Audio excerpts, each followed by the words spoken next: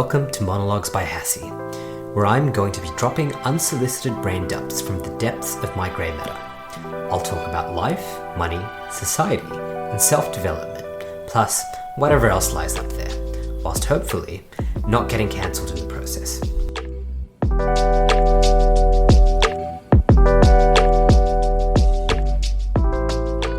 Humans are incredibly status-driven creatures, and from our evolution it makes a lot of sense. If we evolved in tribes, then we had to behave in a particular way to either preserve or increase status, because with that comes increased opportunities.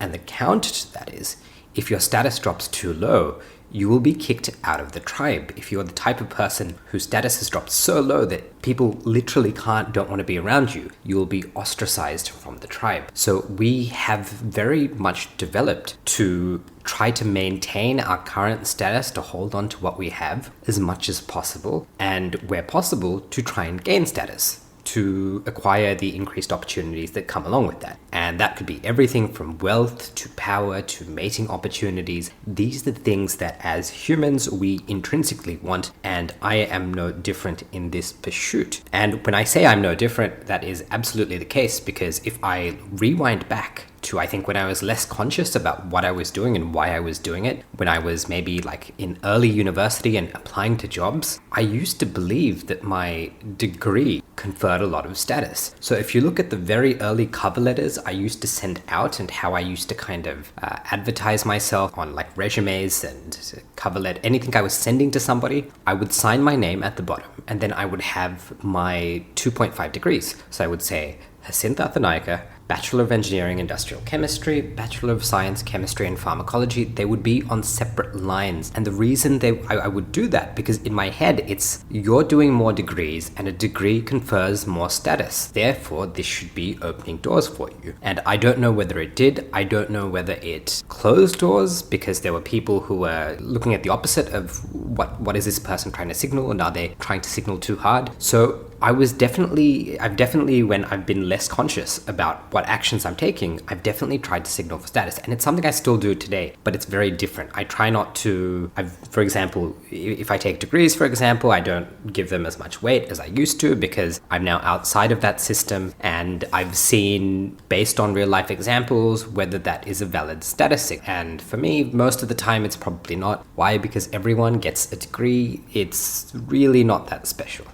In fact, I know a lot of people who don't have degrees who are actually far more impressive than their counterparts with degrees, because they're still intelligent, they're still learning, they're still educated, they've just done it through other forms. And it is actually about what they do and what they create, as opposed to a credential that they have. And that's what a degree is. It signals something. And one thing I've had to deal with in the last 8 months, or not even 8 months, but actually 8 months, yes, since when I signaled to people around me that, hey, I'm going to start leaving my job and go on this trip. I've heard this a lot, is that when you do something like decide to quit your job and you have no plan for what comes after that, or no immediate plan, then people are often very happy for you. And the reason they're happy for you is you've gone down in the status hierarchies in which you exist. So if you take something like a workplace, in a workplace, there are, obviously, there's a status hierarchy there. There are titles, there's positions, there's, are you the person people come to? There's how much weight do you have when the company makes decisions? So there's all these different signaling indicators there. And when you decide to quit, you leave that hierarchy, and people are very happy for you, because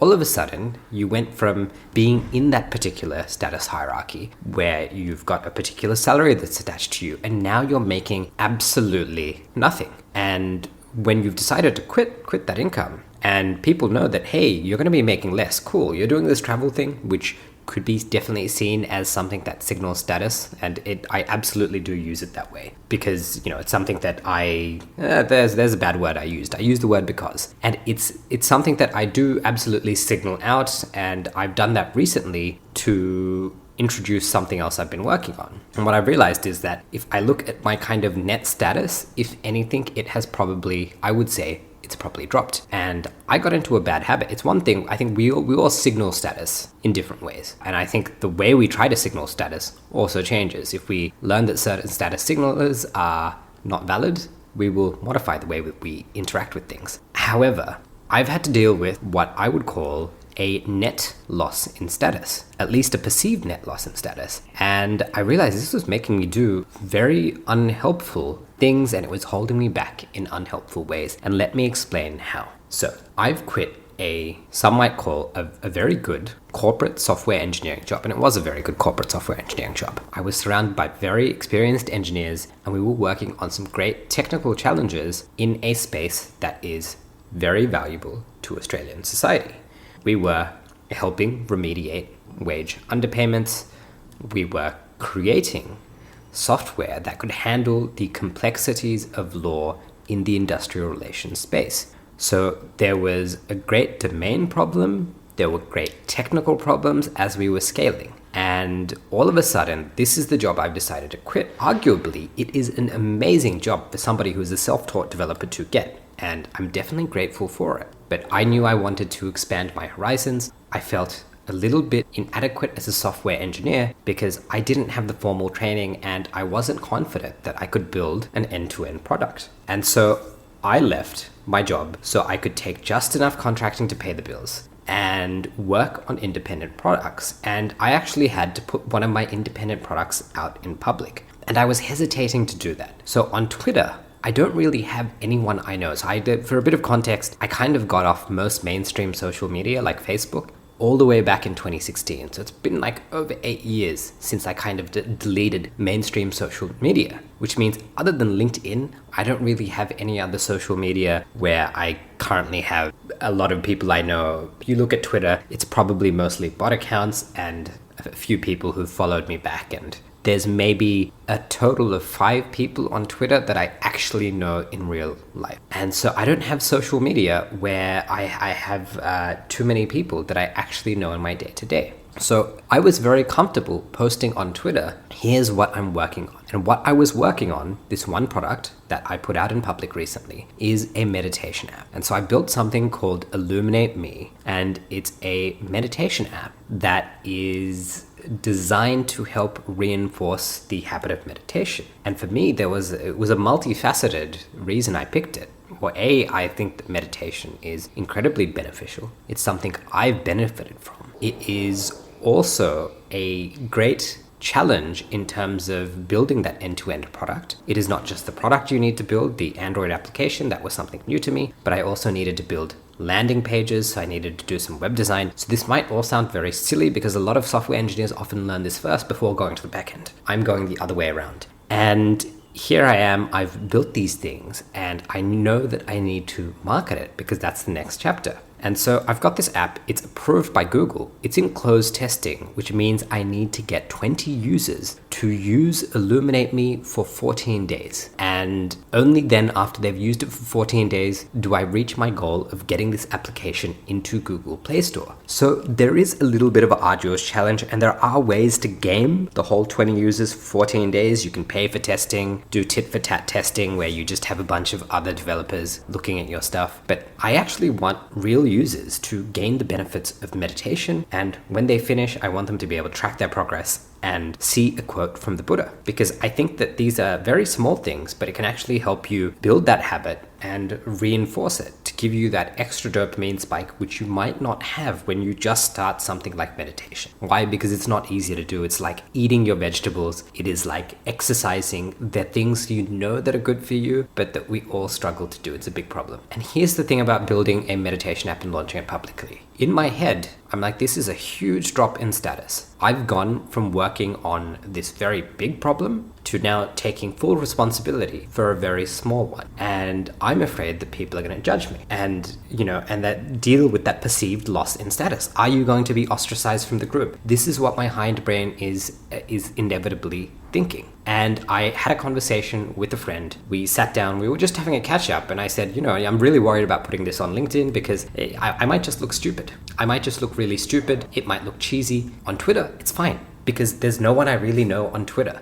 But on LinkedIn, I have my whole professional network. I have people who know me as the guy who did that crazy double degree in chemistry, pharmacology, and industrial chemistry, right? Who's got this triple major, who has managed to change from being a government worker to a data engineer to a software engineer, who's made these great jumps. And now you're telling me he's quit all of that and he's trying to push a meditation app? That in my head was a huge drop of status. And this friend just happened to tell me, you know what? It's actually, you should do it anyway, because there's nothing to lose. And then it hit me. I was allowing these internal status games, my own status preservation mechanism, to stop me from doing something that I knew I needed to do, because I know I need 20 users to attempt to meditate for 20 days. And it's not just something that's going to benefit me. I actually believe it's going to benefit them as well. And why should I keep this to myself? And yes, there are people who are going to judge you. There are people who, in their mind, your status is going to drop because you're no longer a 9-to-5 employee, and that might be how they assess status. But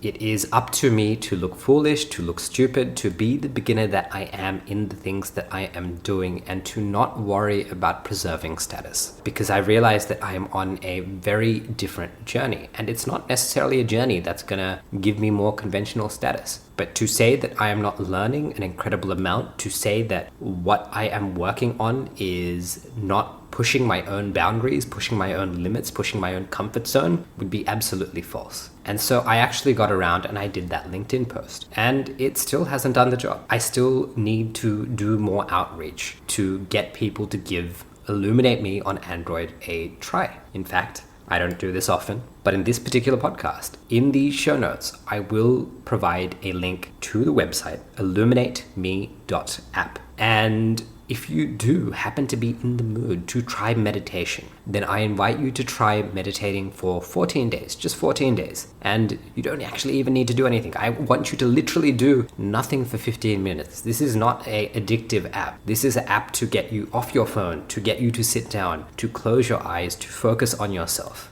And when you wake up, the goal is to reinforce the fact that you've done some meditation with 2,500-year-old wisdom from the Buddha. It is a very, very simple concept. And if you're interested, I would love it if you could give it a try. And if you don't use Android and you still want to meditate, do it anyway. There's a countless number of other apps out there available on iOS. You can even use your timer, but potentially check out joining the challenge. Try meditating for 14 days for 15 minutes. I would be deeply grateful whether you are using Illuminate Me or whether you're not. I think the world would just become a slightly better place if a few people tried out meditation. So I would be grateful if you do go around and do that. And I went one level beyond that LinkedIn post. So that ask that I just did to you, I created a YouTube video. I sat in a park, I pulled out my phone, something I haven't done. I think I've created YouTube videos once when I was in primary school, and that was me and a friend. We were very much into Windows Movie Maker, and as a kid, you don't care too much about status games. This is what I miss. So we put YouTube videos out there. Again, in early university, and I actually checked how long ago this video was made, but about 11 years ago. So I must have been 18 or 19. Me and some friends, we did a Harlem Shake video. And since then, I guess I've lost a lot of confidence and become a lot more shy. And that's probably due to the nature of the amount of study I was doing and what I was doing, and the fact that I felt I needed to lock myself away for many years at a time. But I haven't been the type of person to put myself out there. Even this podcast, it was a huge leap, but you only hear my voice. And so the idea that I was going to go to a park and film myself unscripted and say, ask strangers, here's how you can help somebody by meditating for 14 days straight, is something that was deeply uncomfortable. And for me, again, I'm dealing with this whole status preservation brain in my head. This is going to drop your status, and that is what I'm dealing with. And I realized, don't worry about it. Caught it. I recorded it for 8 minutes and I threw it on YouTube. And I don't really think it's going to do anything. But here's the thing. I realized that it is my goal to get 20 people to meditate for at least 15 minutes per day for 14 days on illuminateme.app. And I don't just want to do it because it's going to help me get this app over the line, get it into Google Play Store. And it's a free application, by the way. But it is something where I believe that by creating this software, if I introduced meditation to one person, let alone 20 people, for me, that's my win. That is my true payment. It is the fact that somebody else was able to make their life better. And every product I want to create, and they're not all going to be in the spirituality space, mind you, that is my fundamental goal, is that they should make lives better, they should make lives easier, it should help people to operate their businesses, manage their lives in a better way. And it is only by creating surplus value for others that do I want to earn a living for myself. And me playing status games with myself and trying to preserve what I believe my status levels is at the moment was a huge hindrance. And I realized that I just needed to get out of that mindset. So I'm going to leave this episode here with a prompt. Think about the ways that you are signaling status in your life. What do you signal? How do you signal it? And what signals are you on the lookout for other people? None of this is inherently wrong. We as humans status signal, but let's try and be a little bit more aware of what we're pushing out and what we're looking for. Because being aware of the status signals we're sending and the signals we're receiving can actually help us make better decisions. So I'll leave this there. And to all of you listening to this, I wish you great success on all your endeavors.